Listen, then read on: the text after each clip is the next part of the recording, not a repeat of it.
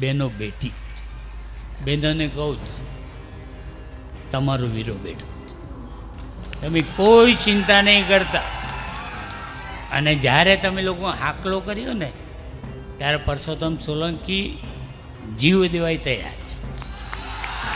એમાં કોઈ ચિંતા નહીં કરતા કે આ મોટો માણસ છે, આ મિનિસ્ટર છે, એટલે અમને કોઈને સાંભળીએ નહીં. પણ હું સૌથી પહેલાં ગરીબોને સાંભળું છું. મેં કોઈ એવો કપટ મેં નથી કર્યો. કોઈ તમને વાતો કરતા હોય ને તો ભૂલી જાય જોઈએ આ પરસોત્તમ સોલંકી છે અને મર્દનો દીકરો છે, સામે છાતીએ લડવાવાળો.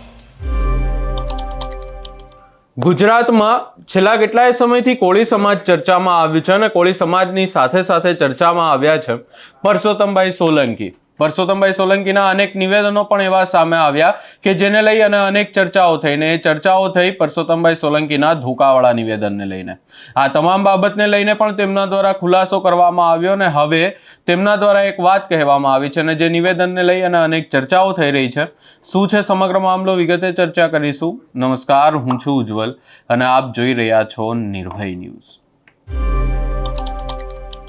ગુજરાતમાં જો રાજકારણની વાત કરવામાં આવે અને ખાસ કરી અને જો પરસોત્તમભાઈ સોલંકીની વાત કરવામાં આવે તો અનેકવાર અનેક ચર્ચાઓ થાય છે અને અનેકવાર અનેક નિવેદનો પણ સામે આવે છે. પરંતુ આ તમામ ચર્ચાઓની વચ્ચે હવે પરસોત્તમભાઈ સોલંકી દ્વારા એક નિવેદન આપવામાં આવ્યું અને તેમણે સ્પષ્ટ કહી દીધું છે કે હું માત્ર મોટા મોટા નિવેદનો નથી આપતો, કરીને પણ બતાવું છું અને એ તમામ લોકોને ખબર પણ છે. વધુમાં સમગ્ર બાબતને લઈ અને સૌપ્રથમ એમના દ્વારા શું કહેવામાં આવ્યું એ સાંભળી લઈએ. મુકેશભાઈને 2 દિવસ પહેલાં મેં કીધું હતું કે મુકેશભાઈ હું આવી ખરો પણ ત્યાં વ્યવસ્થા બરાબર રાખજો, કોઈ પબ્લિકને કોઈ હેરાન ન કરે ને એવી વ્યવસ્થા કરજો. હું વિચારતો હતો, તમને બધાને ખબર છે કે હું વધારે ભાષણ નથી કરતો, કેમ કે ભાષણ વધારે કરવું ને એનાથી કાંઈ નથી થતું. જે કામ કરવું હોય ને એ મહત્ત્વનું હોય. કોકને એમ થતું હોય કે પરસોત્તમભાઈ મોટી મોટી વાતો કરે છે. અરે ભાઈ, એવું મારું નથી. હું જે કહું છું, કરું છું એ તમને બધાને ખબર છે. હાકલા કરવાથી કંઈ કામ નથી થતું. અમારા આગેવાન છે મુકેશભાઈ, એમને 2 દિવસ પહેલાં મેં કીધું હતું કે હું ચોક્કસ તમારા પ્રોગ્રામમાં આવી, સંતોનું કામ છે, શંકર ભગવાનનું કામ છે, પણ હું 2 શબ્દ તમને કહીશ.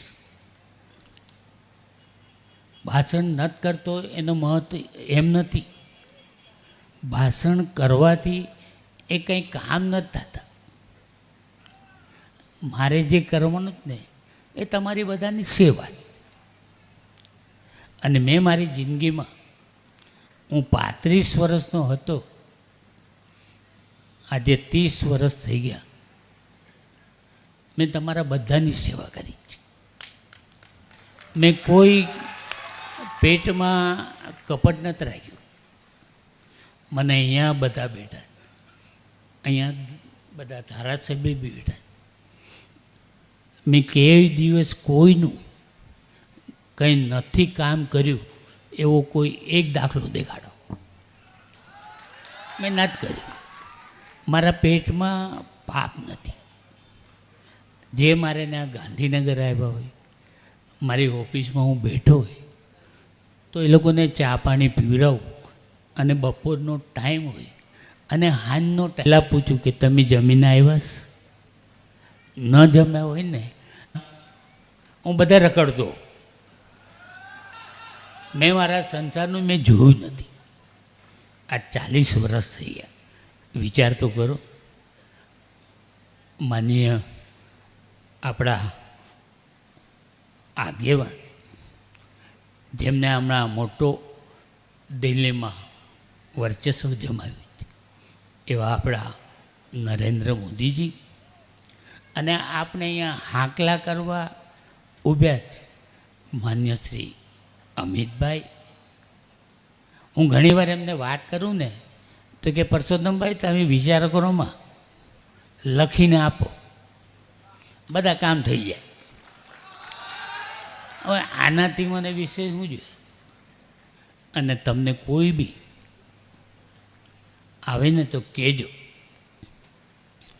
કે વાતું એની આંબળીને એ આડું નવ જોજે રે, એ જીએને માથું રે એ હલાવી હોકારો તું દેજે રે, આવકારો મીઠો આપજે રે જી.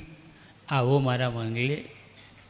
આ બહેનો ભાઈ બહેનો બેઠી, બહેનોને કહું જ તમારો વીરો બેઠો છે, તમે કોઈ ચિંતા નહીં કરતા. અને જ્યારે તમે લોકો હાકલો કર્યો ને ત્યારે પરસોત્તમ સોલંકી જીવ દેવાય તૈયાર છે. એમાં કોઈ ચિંતા નહીં કરતા કે આ મોટો માણસ છે, આ મિનિસ્ટર છે, એટલે અમને કોઈને સાંભળીએ નહીં. પણ હું સૌથી પહેલાં ગરીબોને સાંભળું છું. મેં કોઈ એવો કપટ મેં નથી કર્યો.